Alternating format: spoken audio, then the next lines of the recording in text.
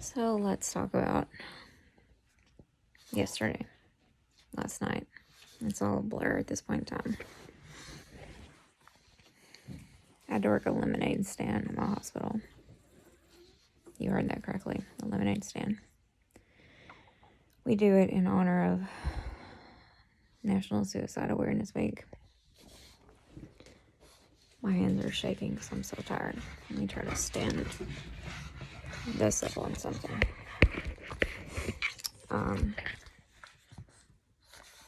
Yeah, we do it in honor of... What am I doing here? Let's just cancel out of this before I do any more damage. We do it in honor of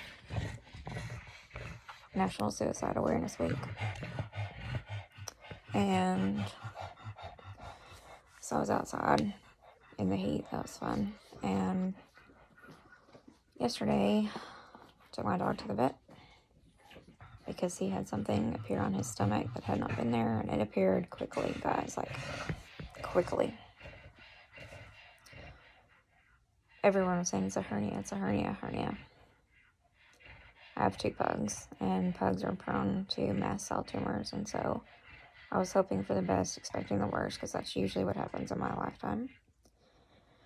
Just to get into the vet, and the vet to walk in and say, all right, well, we're going to treat this as aggressively as possible. My heart sank, and it must not. It's still there. And he mentioned needle biopsy, and I kind of know the drill for all this because I had skin cancer when I was 25. And I've had more biopsies since then than I can count. I don't mind if life throws me curveballs and throws me illnesses and whatnot, but I mind it when it does it to my dogs. So I was a big, just wreck of a human yesterday. Still am. The only thing keeping me going is that this seems to have been caught extremely early. His blood panel looks good. And we just wait on the pathology reports, which that's always the worst part. I have stuff biopsied on me all the time as a former malignant melanoma patient. And the waiting is always the worst part. Either way, it means surgery. I'm a single person who lives alone. I have no financial help.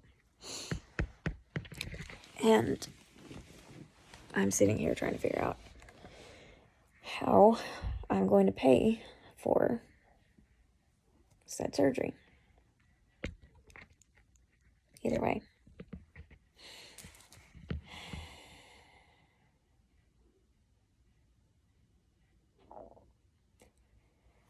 I go out and I do the lemonade stand, and I do what I always do because I've been taught to do this as I was a child. I shove my problems to the back of my head, and I just put on a face and act like everything's fine. Even though I'm hot, I'm tired, I have a million thoughts going a minute, and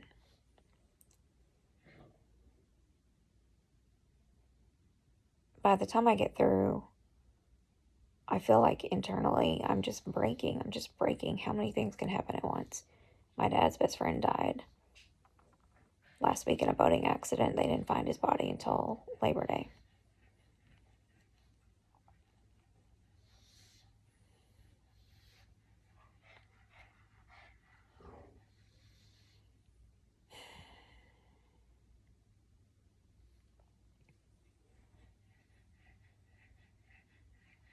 If I went back and told you the stories of the things that have compounded on one another just in the past 2 months, you'd be like, this girl's making this up. No, I'm not. This has been my life for the past few months. A series of unfortunate events after the other. Go. I don't know how that just came on there. And I'm not going to start over with this. So,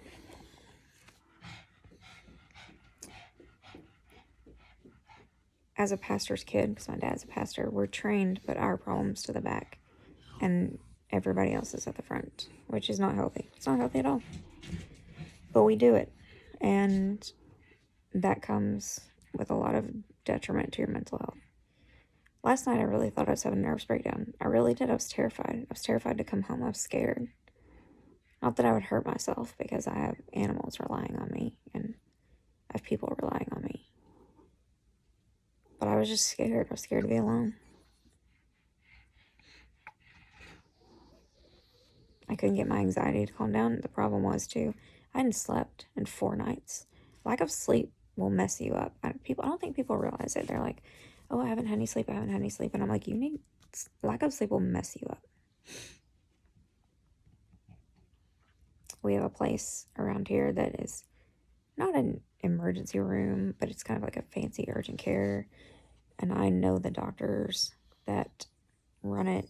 And one of my friends was like, you need to run over there. It's convenient for me because of the job I do.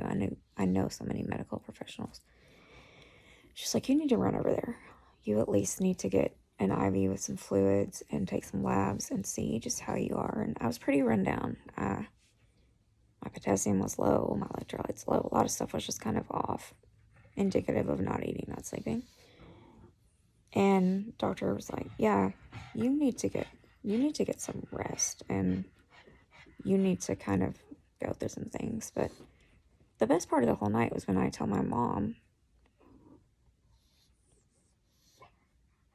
I feel like, I'm about to break. And my mom replies, and I quote, well, if everything around you is breaking down, I guess you better hold everything together.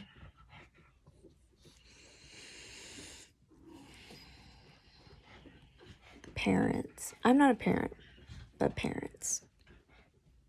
When your child, doesn't matter how old your child is, when your child tells you something like that, have the wherewithal to see that they're telling you they're not okay, and just say, hey, it's going to be okay. I'm here for you if you need me. Period.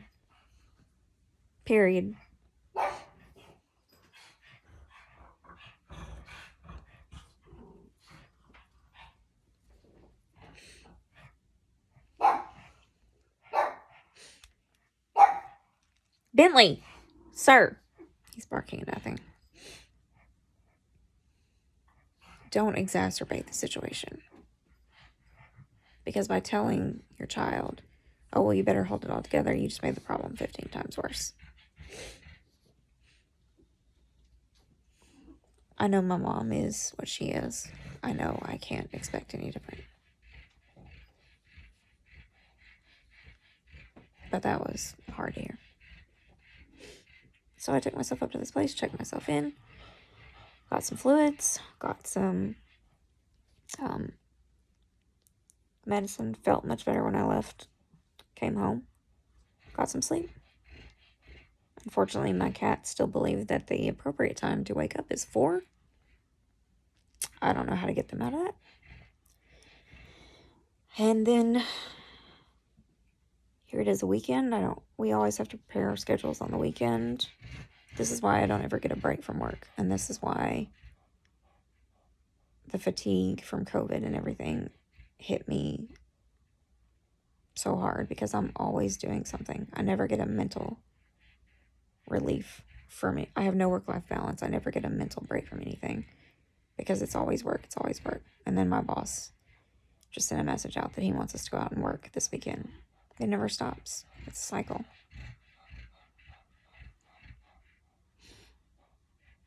People are like, just go get another job. It's not that easy. And the thing is, I do love the job I have. I absolutely love it. I love mental health.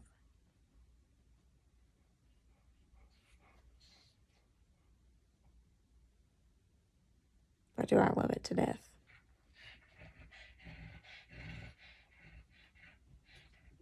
And now I'm sitting here with this deal with my dog, weighing all these options back and forth, and have ADHD, so I have a mind that is like multiple hamsters on multiple different wheels just running constantly. It's very hard to turn off.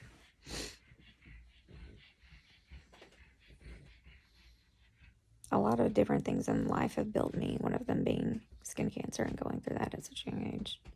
That's why the title of this channel is Built by COVID, because this is a new chapter in my life that is building me. I think you go through everything for reasons, and they build you, and they build different facets of your personality.